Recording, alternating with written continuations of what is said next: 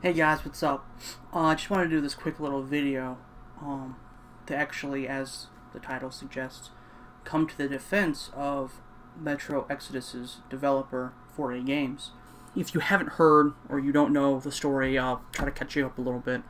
But basically, it was announced like 3 weeks ago, like toward the end of January, that Metro Exodus was actually going to be hosted on Just Epic's storefront. Basically what had happened is, and once again if you hadn't heard about it, Epic Games had actually created a storefront, and they had announced it toward the end of last year, beginning of this year, wanted to compete with Steam.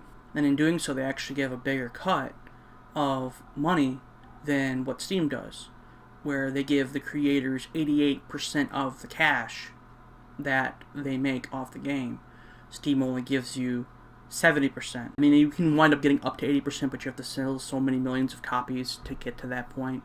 So it's not as friendly to the developers or the studios as Epic Games is.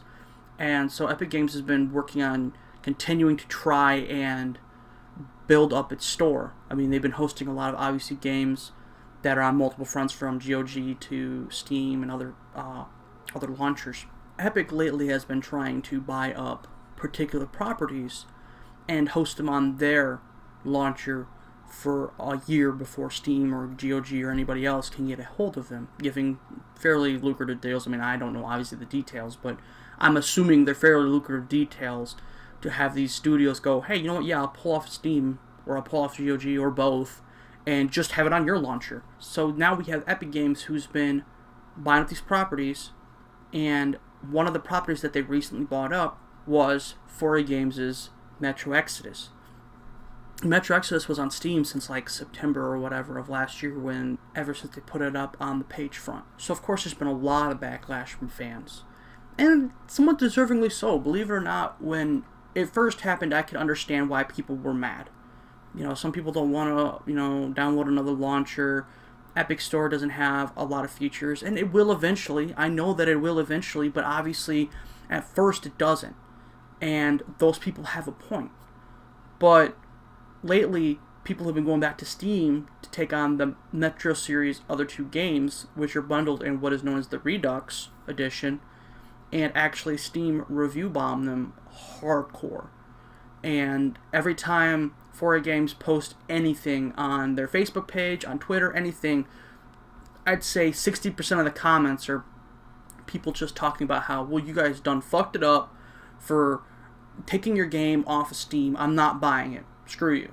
Or, something along the lines of that. Eventually, it got to one of the devs, and I think his name was like Skynet or something like that, and he posted on, I think, Reddit about how, well, if you guys want to keep doing this backlash that you're doing, then fine. We're not going to go ahead and put another game up for you guys on PC next time around. And, of course, it's the internet, so there's a huge, giant backlash to that. And people talking about how, well, we made you what you are. And once again, there's truth in it. It's just the way that everybody is going about it is kind of dickish. Because instead of people putting themselves in the developer's shoes, they just consider to be angry, pitchfork-wielding consumers. And I don't agree with that. And of course, obviously, there's so much backlash that 4A Games actually had to go ahead and post a thing on Facebook saying, hey, we don't agree with that dev, but we understand too that he's hurt. He's upset. He's got a product he's been working on for 5, almost 6 years now, and it's just getting shit on because of a decision that wasn't even his, and something that he couldn't control. None of them could control. And they pointed the finger at Deep Silver and at Koch Media. And I'll even take it a step further. Even though, yes, it is technically their fault because as the publishers, they make the decisions, I'd actually say it's Epic Games' fault. Because Epic Games is the one that came to them. Now, look, I don't know their financial situation. However, I can also look and glean at some of the decisions that they have made as a company over the last couple years and say they probably don't have a lot of money, so of course they took the deal. And why do I say that? Well, look at Deep Silver's lineup for the last 6-7 years. Other than, there's been one success since 2013, maybe two successes. So you got Saints Row 4, and you have Metro Last Light / Redux. Those were the successes. All of the misses, on the other hand, I'm sure did not put them in a good position. Homefront Revolution, Agents of Mayhem, Dead Island Riptide, and there's a lot of other ones too. Ride to Hell, there's all kinds of games that you can look at and say, oh, hey, yeah, they probably didn't do so well. And so I'm sure that they don't have a ton of money. I'm sure that they've got money, that's why they didn't close doors. However, the reason why I'm sticking to the fact that they must not have a lot of money is because they actually had THQ Nordic make a deal with them to have them be their parent company literally a year before Metro Exodus' release. That's not a fucking coincidence, people. So I'm not even really mad at Deep Silver and Koch Media. I'm more mad at Epic Games because Epic Games, while I understand why they did it, and I'm not saying that they can't do something like it, at the same time, it goes back to the whole idea of competition does serve a purpose. I do believe in certain regulations, and I do believe in certain things happening to where obviously there can't be monopolies and shit like that, but at the same time, having multiple storefronts like GOG without its DRM, Epic Game Store with lower cost as well as the developers getting a bigger cut, Steam just with the fact that it's been around for over a decade. So, you've got different competitors and people that are like, okay, well, I feel safer with this person, or they're like, hey, I get a better deal with this person, or hey, I don't have to worry about my game being laggedy because of DRM. That's what is going to be good for the consumer, rather than making them have to choose a specific launcher, and even more so, making them choose a specific launcher for the first 4 or 5 months of the marketing campaign on Steam. So, but this video is more to the defense of 4A Games, and trying to at least make sure that people recognize really more so who the villain is, but even then, they're not.